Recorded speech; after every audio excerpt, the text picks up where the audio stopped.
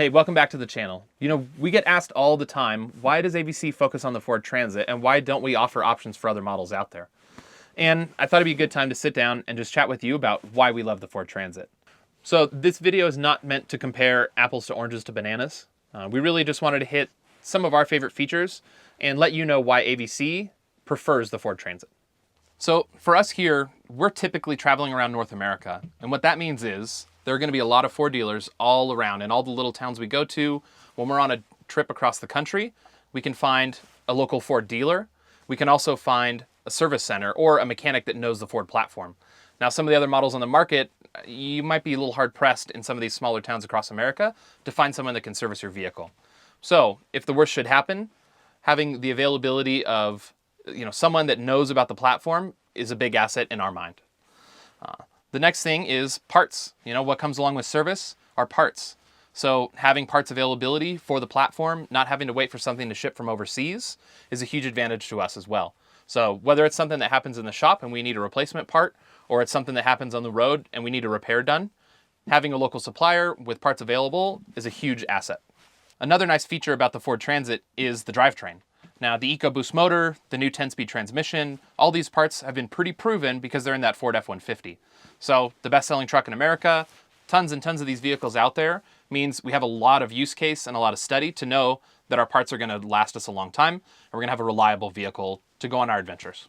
Personally, I am not a diesel guy, so I don't like dealing with DEF fluid. I've owned a couple in the past. I was never that in love with them.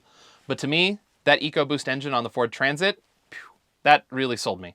Lots of power, we can pass at speed. Even with a heavy vehicle like this, I can go up big hills in the mountains at 75 miles an hour and get around that semi-truck when I need to.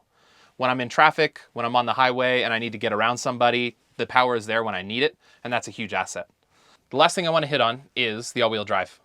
So when AVC started in 2017, all-wheel drive wasn't available, but we did believe in the platform, and we wanted to spend our time and energy developing our solutions for the Ford Transit. So the reason we really like the all-wheel drive option is it really rounded out the Ford Transit as a good adventure vehicle platform.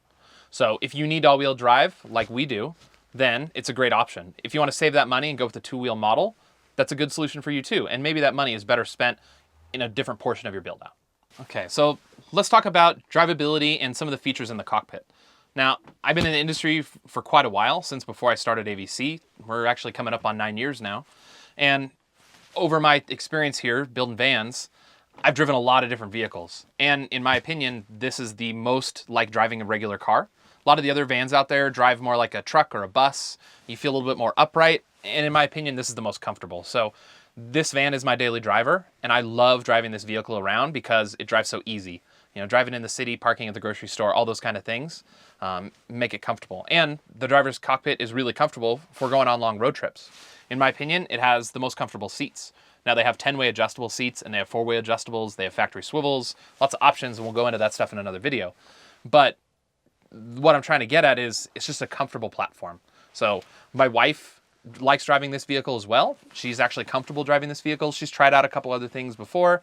She was a little intimidated by the way they felt, but when she goes from her RAV4 into our Ford Transit, it's a pretty easy blend of moving from one vehicle to another. When Ford did a model review in 2020, they added a lot of nice features to the vehicle. Before, I think it was kind of designed as more of your commercial driver kind of thing, like business vehicle, delivery truck, things like that. But now they've added a lot of modern conveniences to the platform. So we get Apple CarPlay, we get radar cruise control, we get collision avoidance. So having a lot of these modern amenities added to this platform has really made it an awesome vehicle for safety, for daily driving, and for comfort. I love having Apple CarPlay. I love having my maps up on the screen, getting to where I'm going. A lot of times I'm taking this van to new places, so I don't know where the heck I'm going. And it's easy to get there because I have all those features available at the dash. All right, so let's just talk about heights. So when we look at the Mercedes platform, we have a high roof and we have a low roof.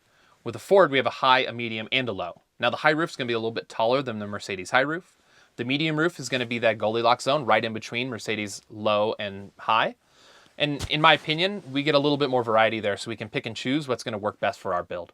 So when it comes to body, I think Ford really hit it out of the park with this platform. So there is just simply the most options out there compared to some of the other vehicles on the market. So they have a high, a medium, and a low roof. They have 2 different wheelbases and multiple body styles on top of those wheelbases. So whether we have a medium roof 130 or a 148 high roof extended, there's going to be the right platform for you and your build out. So the last piece of the body that we should talk about is the wheelbase and the lengths of the vans. So Ford offers a 130, which is that little short guy. They offer the 148, which is probably the most common we see around. They call that the 148 long body. And then they have the 148 extended. Now the extended has a little bit more cargo room at the back. So folks that are trying to live in the van might be a good one for you.